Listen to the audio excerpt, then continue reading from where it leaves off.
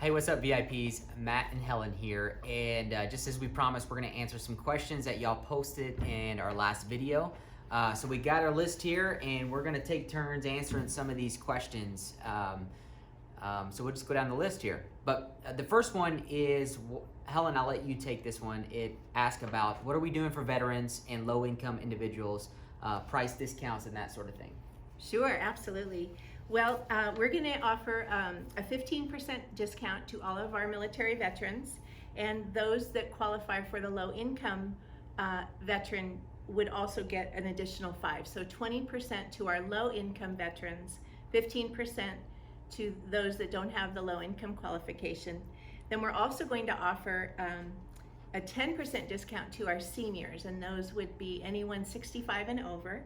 And then our low-income patients will get a 10% discount. Now, we're doing our very best to keep our prices as low as we can for absolutely everyone.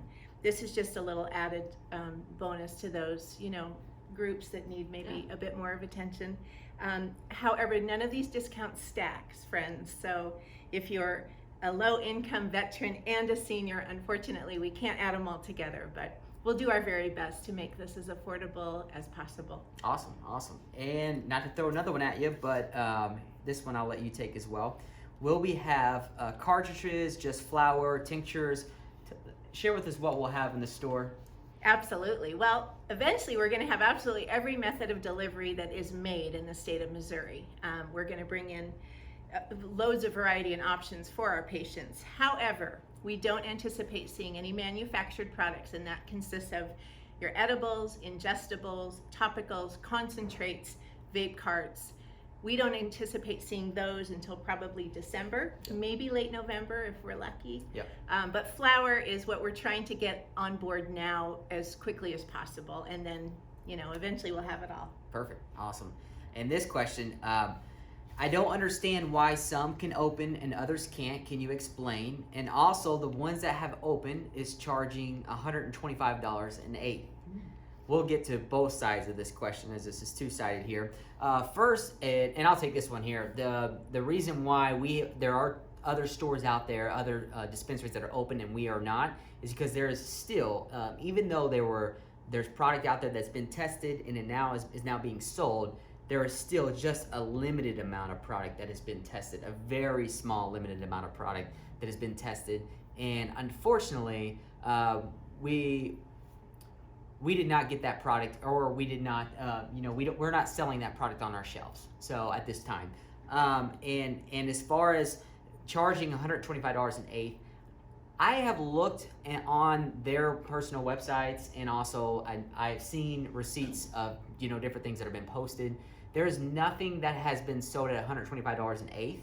But however, I did see that article in the news. So that news article, they just got it a little wrong on what they were actually charging for their eighth. But I could see where you found that, because I saw that news article as well. But it wasn't $125 per eighth. So, we're not open yet, but we're still working very hard, and we're getting very optimistic about the upcoming weeks on what that stands. So, yeah.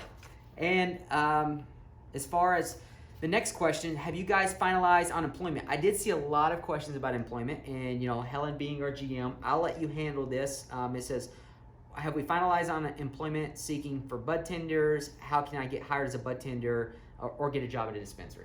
Okay, great. Well, we have been overwhelmed with just amazing response from our Missouri community wanting to jump in this industry, and so we've had just a bountiful of resumes that have come our way.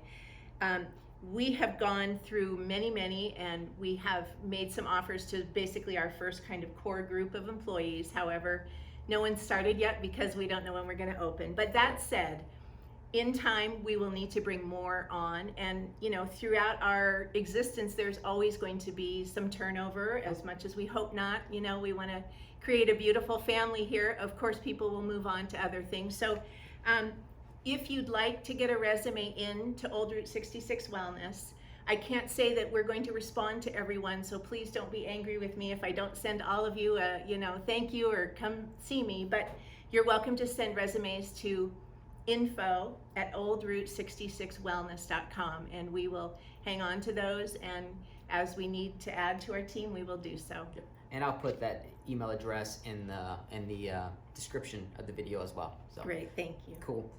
And here's another question, will we be having online reservations? And I'll go ahead and answer that one. We plan on having online reservations as well as our drive-through. We're getting some good news there, so we plan on being able to order online as well as come through our drive-through or come through the store and for pickup. So that's exciting. So, but yeah, we will have some sort of thing, and that was in regards to for those that that are facing a challenge to come into the store or wait in long lines, and that's exactly why we pushed so hard to get this drive-through set up, or just doing the online reservation. So we'll be able to text you when your order is complete and ready for pickup, so that sort of thing. So, and on that, let me just add to that, Matt.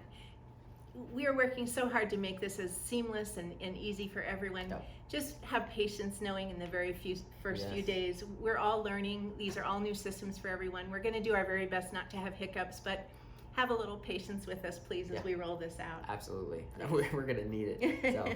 So, here's a good one. I liked it. It says, like, share, pin, become a VIP. Old man can't figure out all these things. Why so complicated to enter contest? I hear you loud and clear. I feel ya. So what we're gonna do specifically in what the contest he's referring to here is our giveaway of our T-shirts, but also they came with a bonus of being the first person to purchase at Old Route 66 Dispensary, and that was to like, share, and comment, tag someone on our Facebook post. If you're not using Facebook, here's your opportunity to just drop a comment and say, enter me in the contest, or something of that nature in the comments below on this video, and we'll get you entered into the contest just for dropping a comment. And if you've already done it in Facebook, go ahead and drop another comment here, because this is an added entry for an opportunity to win. So yeah, in this case, just a simple comment below. It says, hey, enter me. And we got you. So we'll go ahead and make it a little bit more, little less complicated. Yeah, so, yeah. But another great question that I would like for you, Helen, to explain is clones. Huh. So, yeah. Well, I'm not entirely sure if our VIP was looking for information as to whether we'd carry clones, which I will say I don't have a definitive answer on that yet. I believe that's still being discussed with the state. Yeah. And if you're asking what a clone is, it's basically a small cutting that's taken from a plant before it flowers. And then that way, you would plant that clone and create a new plant, but you would know the mother, the genetics, you'd know it's not a male. People frequently will grow plants out as mothers, test them, and then if they're happy with the outcome in those genetics, they would then clone off of that F1. So I hope that answers your question, but clones we'd love to carry if we're allowed down the road, but right off the beginning we will not. Yeah, exactly. Yep. All right, do you have to have a paper license or a digital card allowed? Helen, I'll let you go ahead and answer that one as well. I know that your cards were emailed to you, or that you go into the portal and you download them. Once we get you into our system the very first time, from that point on, having just the digital would be fine. Yep. For the very first time, we are requesting, however, that you either bring in, you've printed that paper copy that we can then scan and put into our system, or we will provide you with the email address that you could email that digital copy to us. After that, you're fine just having it on your phone. Yeah, and that's another one of the things that one of the reasons why we started the online registration earlier, and that'll also be in the comments below, tagged to the top as the online registration. But that way, if you don't have the hard copy, you can go ahead and submit your digital copy that way as well. It's going to save us a lot of time, save you a lot of time, and cut those line times down as we kind of foresee there be a little bit of line when we get open. So maybe a smidge. So, but yeah, if you can, I'll put that uploaded where you can upload that into the comments and down here in the comments of the video. So, and Matt, may I just touch on that as well? Because we're all patients in the state of Missouri, I can't stress enough the importance of always having a copy of your medical card on you. Preferably perhaps make a scanned or printed copy that you keep in your glove compartment. It's great having it on your phone, but let's be honest, if we're asked to present it to, say, perhaps law enforcement, we don't necessarily want to hand our phones over. So protect yourselves, please, guys. We're so fortunate to have this beautiful law to protect us. So absolutely, I recommend keeping it with you at all times. Yeah, that's a great recommendation. So, and then here's one I'll take. It's talking about sales tax. Is it going to be at 4%? Just curious, because this person read that about KC. The 4% tax, that's actually the medical marijuana surplus tax on top of our local sales tax. So here at Greene County, Springfield, Missouri, it's a little bit over 8% and plus the 4% on top of that. So it's just an additional excess tax of 4% when you're purchasing medical marijuana. And so if you're purchasing it in St. Louis or Kansas City or down south a little bit further in Branson, you're gonna have to pay the 4% on top of their local municipality tax as well. So yes, yeah. Cool. And then I'll let you take this one, Helen. With testing facilities, will the testing facilities take this long after every crop? Oh my goodness, absolutely not. No. Truly, back in California, we got it to the point that we could request a rush and we could get sometimes things back as quickly as 3 days. Mm-hmm. However, keep in mind, again, folks, this is brand new equipment. This is brand new technology that these labs are learning to use. It's taking a bit longer to figure out the transportation piece of getting the samples from the cultivator to the lab. So we're going to get this streamlined really very quickly, I'm certain. And then generally we'd allow about a week for a full panel to come back. Perfect. Yep. Yeah. And another question we got: Have you thought of getting a cultivation license? Interesting enough, Helen, you have a cultivation background. We particularly haven't applied, or not that we're saying we're going to apply, but it's always interesting to always keep that in the thoughts. What are your thoughts on that, Helen? Oh, I think it would be fabulous if Old Root could grow their own to supply our stores, in addition to all the beautiful flower coming out throughout other licensed cultivators. But one piece at a time. We're gonna get these dispensaries going. Yeah, exactly. So, are you going to pay for a new license? Okay, so this one is a question on your medical license from the state, and it's talking about it expiring, and it's asking if the state is going to offer some sort of discount since there was no dispensaries, especially for those patients that they got their license back in July and August, and now September of 2019. That's already expired before the first dispensary opened up. I did get I was going to read it to you from my phone, but actually my phone is recording. I did get a response from DHSS officially asking this question, and in a nutshell, their answer is no. There won't be a discount, and there will not be extending any sort of expiration dates on your card as well. Yeah. I mean, I hate that. I hate to give you the information and don't shoot the messenger, but that's kind of what they said.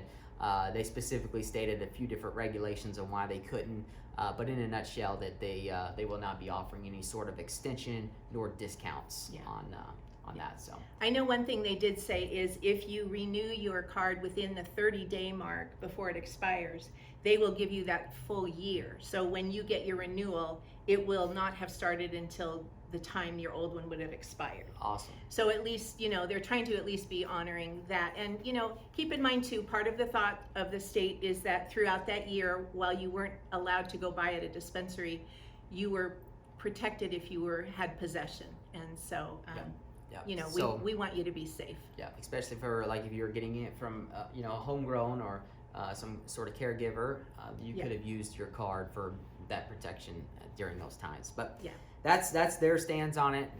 Not Old Route 66 stance whatsoever. And speaking of stance, here's one of the last questions. This probably was the most difficult for us to kind of consider. And so this isn't a particular our answer to this question isn't a particular stance or anything like that. We're just going to share some of the facts that we know in this situation. The situation is talking about protection of employment in the state. It's such a gray area to pass or not to pass a urinalysis, and as a registered patient, it's very uneasy to not get considered for a position based on a urinalysis test for THC. So, and like I said, this is not a official stance on where we are with this, but Helen, why don't you kind of share with us kind of because Helen's coming from California, who've been, dealing with this for a lot longer time than Missouri has, and so just kind of share your feedback on that. Well, as Matt mentioned, this is not my personal stance. I have my own opinions on this, but ultimately the bottom line is this is still federally illegal. So any federal employees, the government has every right to ask that, and there's nothing that's going to change along those lines until this is no longer federally illegal. Locally, yes, it would be ideal if employers accepted this as medicine, and we hope to see that tide turning, and that will become the norm. But for right now, businesses are private, and they are still very much allowed to request that. So that's really where we're at in that, folks. Yeah. I mean, that's a good way to answer that question. I mean, that's just the facts that we know about the situation, and that could change over the next few years on that. So, however, Old Route 66 employees will not be drug tested. So, that was it. Oh, last question was on.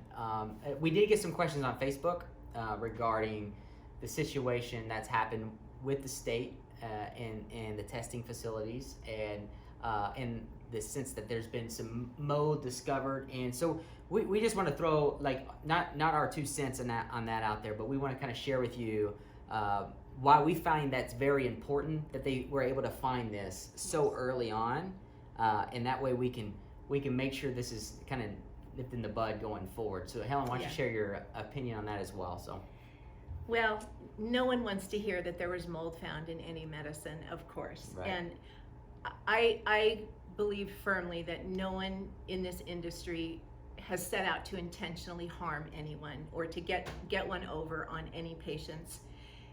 Back in the day, in California, early California days, we were allowed to buy from home cultivators, and as a dispensary, we would process the flower ourselves, meaning we would have people who would sit with these beautiful pounds of incredible cannabis and sort through each bud and break them down and weigh and package. And so during that time, they were able to inspect, and as they broke bigger buds down to make sure they'd fit in packaging, they would see if there were bud rot.